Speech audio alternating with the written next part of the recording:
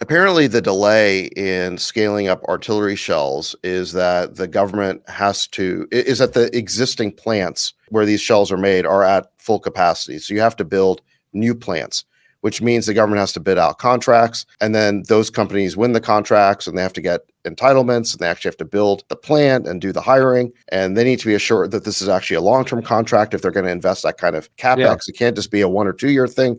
So, for all those reasons, this has taken a while. However, I would just say that there was a time when the United States could have gotten its act together and just moved way faster. I mean, look, if China was in this situation, do you think it would take them 2 years to double the amount of ammo that they're able to produce? My guess is they get 10 times the amount of ammo within 2 or 3 months.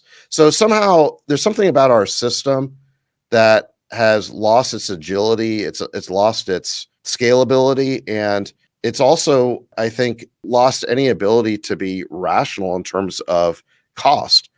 One of the really interesting data points that's coming out during this war, this was in the New York Times, is that the cost to the United States of producing an artillery shell is somewhere in the $5,000 to $6,000 range, whereas the Russians are able to do it for $600.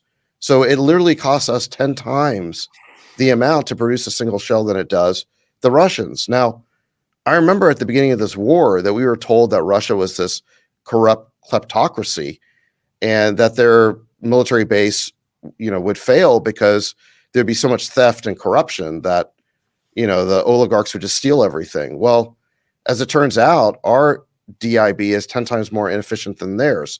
So what does that tell us about the level of corruption and kleptocracy in our system?